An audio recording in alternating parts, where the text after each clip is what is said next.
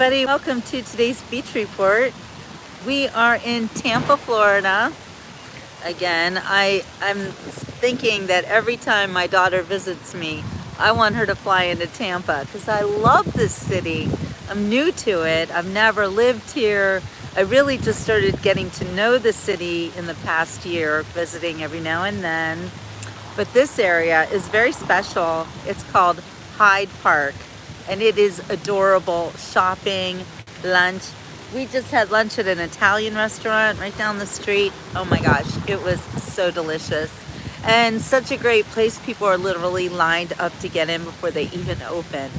So I'm gonna turn the camera around so you can see. It's a little overcast today. Hi, Darla. But it is really beautiful here. The weather is cool. We're in the upper 60s. We might get into the low 70s. So this is Tampa, Florida. And this little area is called Hyde Park. Isn't it adorable? And they've got really nice shops here, restaurants everywhere, so much to do and see.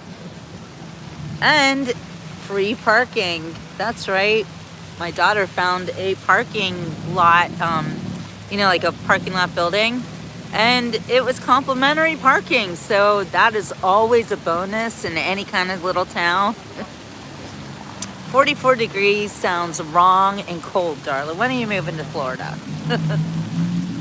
I don't know about the inside of the airport, but getting to the airport is super easy. It is a nice airport. It is very easy to get around it. Picking people up, dropping people off, not too shabby.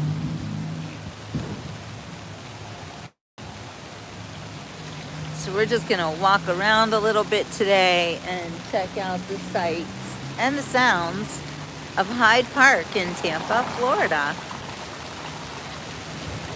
Yeah, Julie, come on down, my friend. Come on down. Isn't it lovely here?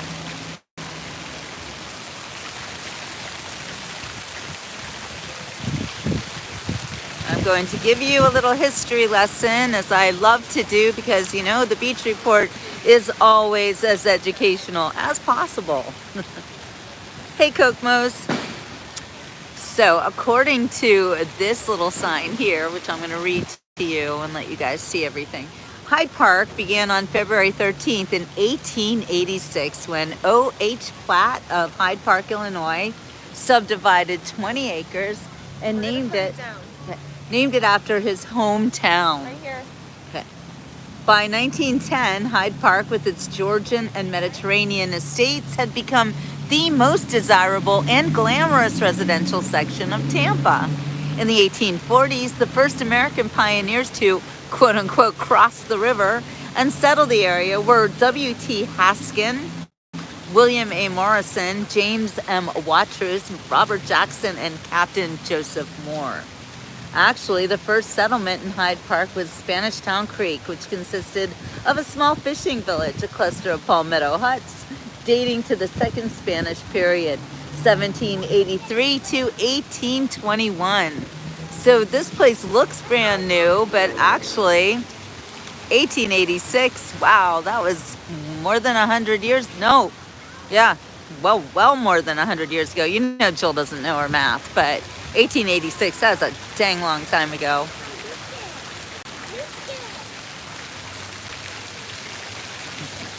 What are you guys saying? We can be, what did you get rid of your comments? What's going on here? I wish I could buy a big house and have you and Julie and Donna move in. Oh my gosh, wouldn't that be great? You know what? Maybe someday our dreams of having that it'll have to be big, because I know a lot of people have fantasized about getting a nice place here in Florida and us all living together, all us girls. And if any men want to join us, you have to be a certain kind of a guy to do that. But anyway, I always kind of dreamed of a Golden Girl situation here in Florida. I do kind of live that way with my friends, but I do love Florida. And I gotta say that moving here 10 years ago, actually. It's my 10th anniversary as a Floridian, and it was the best thing I've ever done.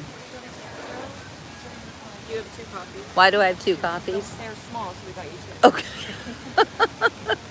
So I've got my coffee here that my daughter bought me 2 coffees because I guess I don't know, maybe I seem to need the energy.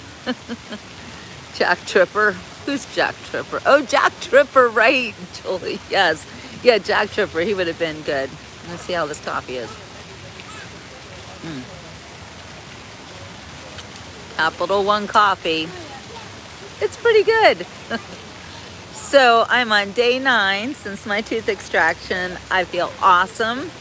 Doesn't hurt. I got no problems whatsoever. I was able to look at the site and it looks good. It looks like it's totally, I mean, I don't know if it's completely healed over, but there's nothing bad looking there. So I moved to Florida originally, Bam, because I was going through some stuff, actually. I had an 18-year-old son about to graduate from high school.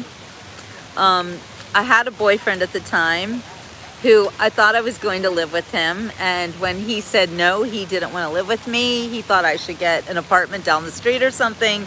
I'm like, the heck with that. And I was living in Pittsburgh, so that should tell you right there why I wanted to leave. If you've ever been to Pittsburgh, you know the weather is horrendous in Pittsburgh. There is like, maybe you get 2 months of summer, maybe if you're lucky, and the rest of the time you spend wishing that you were in a sunny spot, because the lack of sun in Pittsburgh it ruins lives. It ruined my life. I never felt good in Pittsburgh. I can take my sunglasses off now. I loved Pittsburgh just because it was my hometown, and I was raised there. My family was there since forever. I mean, we were like 4th generation Pittsburghers. But I'll tell you what, the weather, no good juju on that. So Darla says we will need a chef and a maid. Jack was a chef.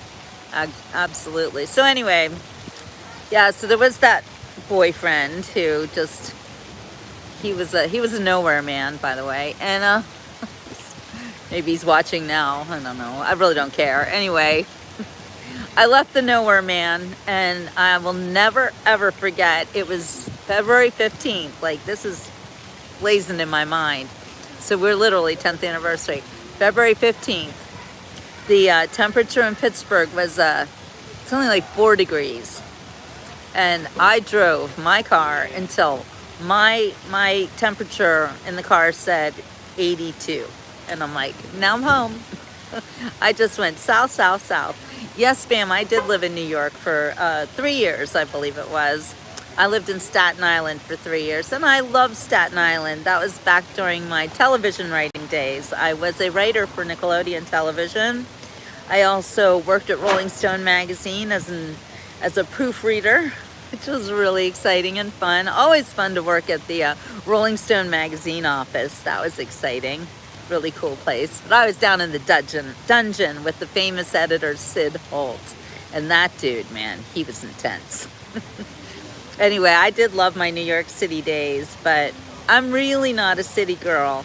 And after 3 years of living in Staten Island, I was living with my brother at the time and, you know, writing for television. And then Nickelodeon canceled the show that I was working on. If anybody remembers the show, it was called Don't Just Sit There, and it was for teenagers. So if you do remember Don't Just Sit There, raise your hand. I'll be surprised, and hardly anyone ever remembers it. But those were some really great times in my life. And I did love living in New York City, but I also desperately wanted a family. I wanted to have children. And yes, I was an editor, but at Rolling Stone, I was just a proofreader. Believe me, that's not anything near editor. I'm not going to glorify myself at the Rolling Stone. I was really pretty low on the totem pole there. But anyway, I loved working there, and it was really fun. And I loved working at MTV. I used to work in the big MTV buildings. It was 1717. I can't remember the 7th Avenue, I think it was. And when I worked for another company called National Video. if you remember the movie Tootsie, well, National Video is where Tootsie was filmed. And when you watch the movie Tootsie, you see exactly where I worked. In fact, I worked in those control rooms that are in the movie Tootsie. So it was always fun to go to National Video knowing that was the set of Tootsie.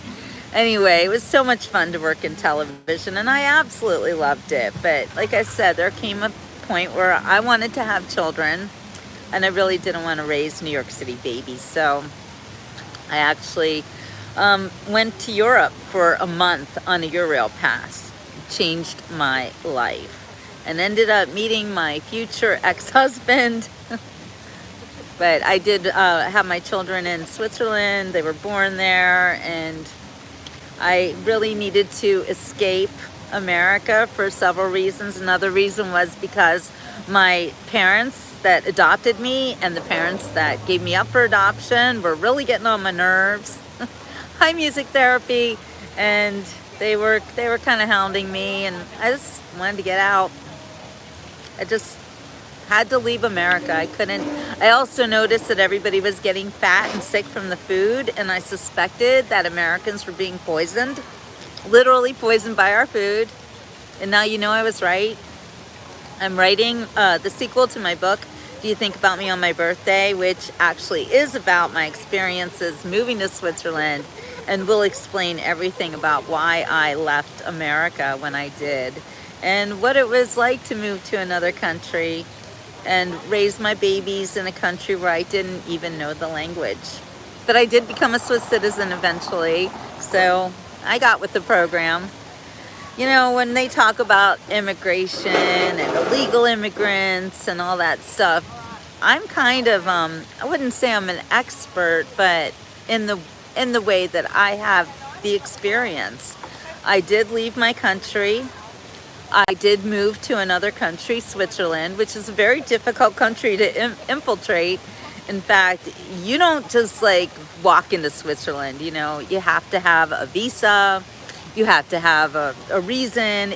If you are just visiting, you can't stay any longer than 3 weeks as a visitor.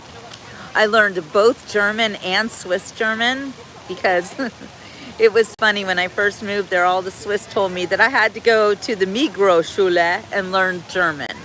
Hochdeutsch, if you will. I German, that's what they call it. And so I went and I did that. I took this intensive course and I learned the German. That was a joke, because then when the Swiss would speak to me, they would use High German with me and then turn around and speak to each other in Swiss German, also known as Schweizerdeutsch. And then I was being alienated now in 2 different languages because I was not that good at German. I just learned it. And here they were, you know, completely, oh, we don't really speak the German. No, we speak Swiss German, which is a dialect. It is different in every single village that you go into. So yeah, they were totally messing with me, music, absolutely. And the Swiss they're known for doing that. I learned after living in Switzerland for nearly 10 years that there are 2 types of Swiss. There are those who love the tourists and love to talk to people from other countries, love to richtig, ja genau, Robin, huh? They would like to practice their English with me, and they were interested in my American points of view and things like that, so they were really fun to hang out with. And then there was the other type of Swiss. They literally hate everyone. That's where I learned that neutrality is not true. Switzerland is not a neutral country. They hate everyone, including themselves. Like, everyone from Basel hates everyone from Zurich. And everyone from Zurich hates everyone from Bern. And then everyone from Geneva hates everyone and wishes they could be French. So, and I learned this firsthand. So, you know, the Swiss are not going to be too happy with my book, I'm pretty sure, because I am going to blow the lid off of how they treat foreigners like me, infiltrating. My children were born there, their dad was Swiss, so, you know, I had that in, but at the same time, I was never accepted as a true Swiss citizen, and I actually didn't want to be, because they weren't very nice to me. Well, the Swiss in my family were very hard on me. They used to say things like, So somebody in the family had married an English woman who spoke, you know, from England, and she spoke English. And they would say things to me like, Susan didn't want to learn German. And I'm thinking, what if I don't want to learn German? You know, Susan didn't do this. Susan didn't. They were like using her all the time to make me feel like, you know, I don't want to be like, don't be like Susan. Susan's bad, you know. You have to be different than Susan. Made me feel really sorry for Susan. And I finally met Susan and she was lovely. And a lot of people warned me too when I moved to Switzerland, like, you're gonna have a hard time. So I do not suggest anybody fall in love with the Swiss. Be really cautious about that. Moving to Switzerland, it's super hard. Walton, do you know about the Swiss? It seems like you do. I've never been to Belgium or Luxembourg. I've like gone through, but I can't say no. I've never visited there. I got very comfortable in Switzerland. I was all over Switzerland, and I saw a lot of France, especially because where we lived was on the border of France. So I went to France all the time, which would really make the Swiss people wonder about me because they hated going to France. And you could see the big difference. The second you went over the border, it was so obvious that you weren't in Switzerland anymore. Yes, France is beautiful and wild, and it's just like a whole different world next to Switzerland, which is very meticulous and very proper, and you know, everything's super clean. And not that things in France are super dirty, but they do still use bathrooms that are just holes in the ground. You know, it is what it is. South of France, so beautiful music, absolutely. In fact, my daughter celebrated her very first birthday in Saint-Tropez, and that was really fun. She had her first ice cream in Saint-Tropez, and we also went to Monaco, which was amazing. Monaco is so beautiful. But I didn't get to see so much of Europe like I kind of wish that I had, but you know, I was a Swiss Hausfrau. For real. They called me Frau Kuhni. It was so weird. It was like I had a whole different identity there in Switzerland. Yes, they make the Rolex watches. Well, in Switzerland, yeah. Swiss time, it's a real thing. But yeah, I didn't get to go to the casino, but I did get to go to the Monaco, the palace, the royal palace, and my little daughter got to play in the royal playground and all that stuff. So we felt pretty special. It was, and the gardens, yes, everything about Monaco is just, oh, you've never been there. Monaco is lovely, lovely. But yes, my European adventure ended in 1999 for just a while. We ended up moving back in 2008 because my ex-husband was having, shall we say, problems with his, I don't need to get into any details. Let's just say nothing good came of it. And I sacrificed everything to go back there and ended up losing everything because I did that. So, you know, if your marriage is failing, do not ever leave your home country. It's a very bad move. I had to run away from Switzerland. Yes, sehr expensive. Sehr means really. Hey, Tracy. It's so good to see you, my friend. I'm so glad you're finally on YouTube. Is this the first time you caught me on YouTube? I hope you will stay because I can no longer deal with Facebook. Every time I open up my page, my site to go on Facebook, I am warned again and again that I am some kind of a sexual predator and my page is constantly at risk. It's pretty bad. It is pretty bad.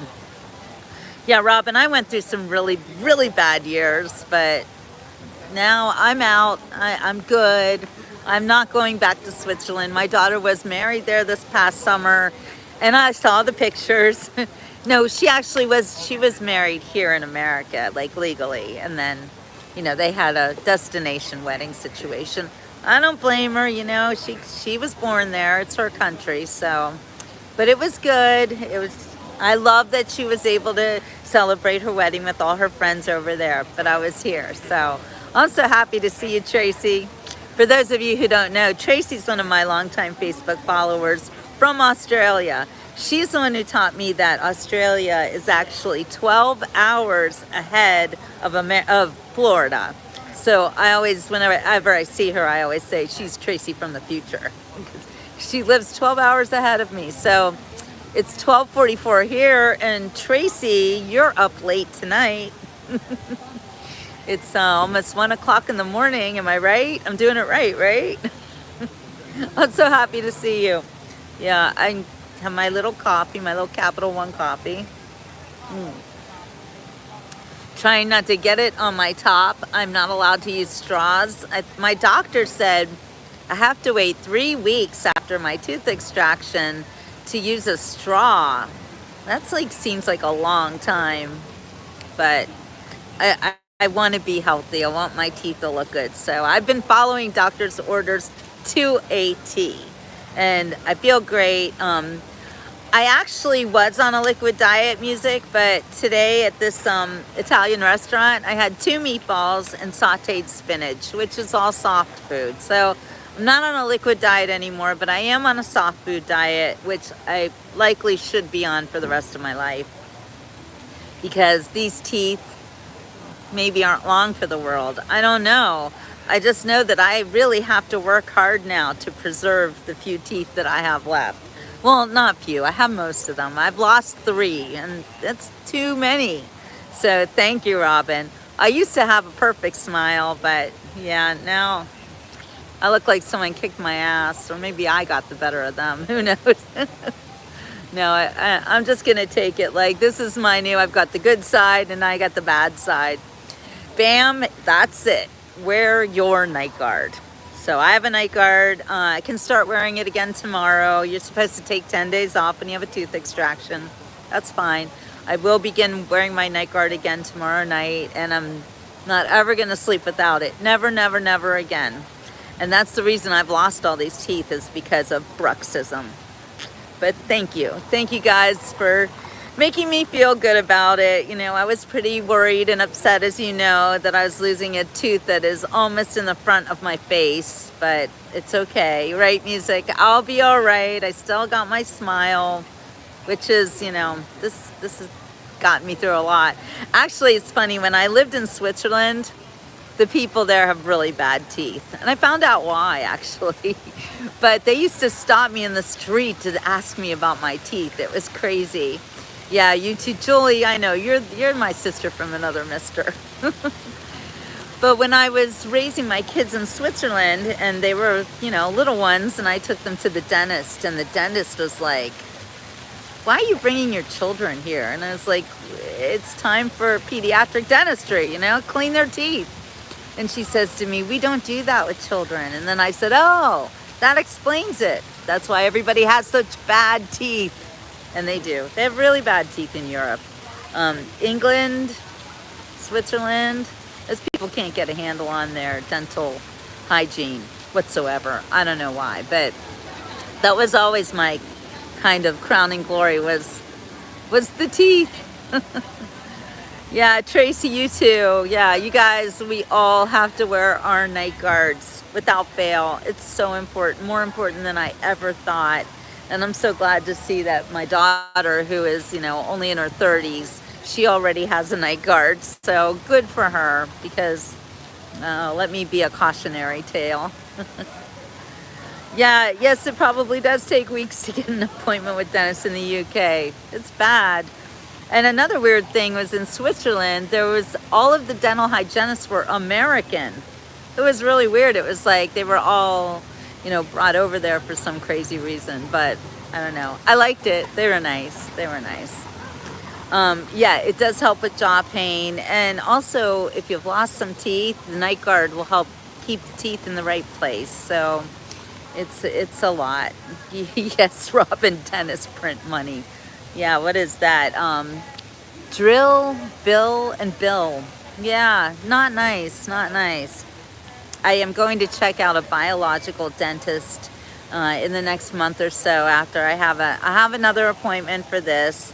I will not be getting an implant. They were setting me up for an implant, but It looks like a retainer music, so I'm going to say yes. Night guard is just like a retainer. They do take a mold of your mouth. You shouldn't be buying that over the counter or anything. Like, get a real retainer from the dentist. Mine costs like $500, but it's a very good investment. It's a lot cheaper than losing teeth because it costs 15, no, 16, almost $1,700 just to take this tooth out and fill it up with whatever bone transplant, marrow, whatever, I don't know. But don't worry, I'm not gonna get an implant. I did that once, it was a big mistake, the implant fell out, and I'm not ever gonna do that again. I really wasted thousands of dollars on that implant, so. And I think braces too did not do us a lot of favors. I definitely needed braces when I was a little girl. I had the great big teeth and the so yes, I did need braces, and they were really helpful, I guess. But at the same time, I think braces also make your teeth maybe not as strong as they could be. That, along with those fluoride treatments, remember putting that fluoride stuff in the little cups, and they would stick them on the upper and lower, and it tasted like bubble gum or cherry or some crap, and it was not good. The fluoride, those chemicals. Oh, chemicals are the death of us. Robin says, my sister was an NHS National Health System dentist in the UK and only had a salary. I should have been the dentist. I'd be sitting on a beach in the Caribbean by now. Ain't that the truth? Yeah, it's crazy. It's very different in different countries, healthcare, and what people expect of their healthcare providers. Yes, I had an overbite. I mean, it wasn't too bad. It was just, I don't know. I don't remember. I was a little girl. And when you see my 5th grade picture from school, oh, I'm a hot mess with teeth all over my face. But I'm okay now. In fact, my teeth are so great that sometimes people will come on my show and accuse me of having false teeth. And, that's, I don't see that there's anything wrong with that. If you need to have false teeth, you need to have false teeth. But these teeth, let's lay that rumor to rest, okay? If they were false, I wouldn't have that situation going on. So all of you who think they can prove that I have false teeth, well, you go ahead and do that, because I can prove that I don't. Bam says, it is okay to start cheap from the drugstore. They have improved guards. Good to know, Bam. Later on, I did buy the $600 one from the dentist, and the dog ate it. Oh man, that's pretty bad. Yeah, that's not good. It's a lot. Yeah, yes, people are rude, but I hope that maybe they can learn from being rude and stop being rude. I don't know. That's why I have moderators on this show who will take the rude people off. Donna being one of them. I had over and crossbite, and they pulled 4 perfect teeth. Now that is a sin. That is terrible. There is a book called In Praise of Older Women.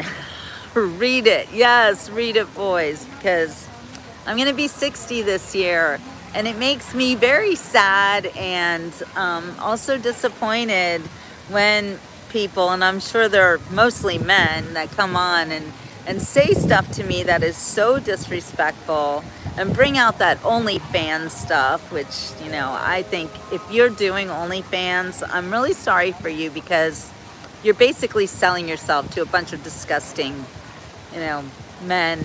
I don't know. I would never sell my body. Really, my body's not for sale, and I don't like any of that stuff. I think women have so much more to offer the world than just the sex. So, thank you, Bam. I think 60 does look great, and I'm actually excited about it. I think I've got a lot of living to do, and I'm not, looking to live in an old age home or anything. Like I said, I want to live in a place where all my friends live with me. That would be fun. Well, I kind of do that already, so. Hey, Coleman. Wait, how do I know you, Coleman? What do you mean you're waiting to hear from me? You're hearing from me now. I don't know. Do I know you in real life? I don't always know everyone's name. You guys look different on YouTube than you do on Facebook. Music says, it's socially acceptable to think all women are doing it and okay to ask or suggest. It's vulgar. It's not just vulgar, but it is so disrespectful. You know, I don't come on here like looking like that's what I want. And when people say that, it's disrespectful. I don't ask for that, you know, I don't want it. I don't date, actually. I'm going to be quite honest with you. I'm celibate. I don't care if I never do the nasty again. I've really, you know, you get into your 60s, menopause, all that stuff. Women are not supposed to be, you know, seen as sex symbols, especially when you're in your 60s. Give me a break. I'm done being a sex symbol. So yes, music, I blocked them, and you see some mods on here right now. My moderators blocked them too. If anybody who comes on my show and says anything nasty to me or any of my followers, you will be blocked. Coleman says, you're the author that would love to promote your work. Oh, yes, Coleman, thank you. Yeah, can you send me an email? Sometimes it's hard for me to get in touch with people, but yes, I need to promote my work. Actually, my cousins just told me that there is a very famous book festival in Gaithersburg, Maryland in May. So I'm going to go for that and try it out. And I do need to sell my books. Yes, everybody get your minds out of the gutter, says Deborah. Yeah, celibacy does rock. And I'm the happiest I've ever been now that my body is no longer being used to satisfy a man. Really, it's just like my life is so much better. Is that the woman that did the OnlyFans with 1,000 men? Did you see she's pregnant now? That's really gross. I feel really sorry for her, actually, because she doesn't value herself at all. Anyway, I am going to, are we going to walk around now? What are we doing, guys? Yeah, let's walk around a little bit. I've got 2 coffees going here. How am I supposed to handle that? I've got hands full, this, you know. Just you're right, Robin. There is a book in everybody, but not everybody can write one. And it's one thing to write one book, but writing 2 books is even better. All right, we are going to walk around this town. I'm going to try to figure out how to do it with 2 coffees. I don't know. They're not that hot, so what am I going to do? How am I going to... Can you hold one of my coffees? You want... I thought we were going to walk around this town. Oh, we're not. We're leaving. Okay. All right. Well, I guess not. Then we just had a basic hello beach report. All right, you guys. Well, I got to go. So... Thank you, Truther. I'm glad that you love my book. Please tell everybody you know. You know, I really only survive by word of mouth. So, you know, I'm not a big company or anything. I'm just me, little me. But I'm a really good writer, and you'll love my book. It's fun. Okay, iced coffee, always good. All right, you guys. Love you all. Have a wonderful, blessed rest of your day. I'm sure I'll do another beach report, because when I am visiting somewhere, I like to take you guys along. So stay tuned. You never know when I'll be back. Auf Wiedersehen. Bis dann, Robin. Tschüss. Sali. I love it when my Swiss people come on. And I do love it when people who speak German come on to my show, because I do like to practice my German. Although I don't really speak German. I speak Schweizerdeutsch. All right. God bless you all. Ciao for now.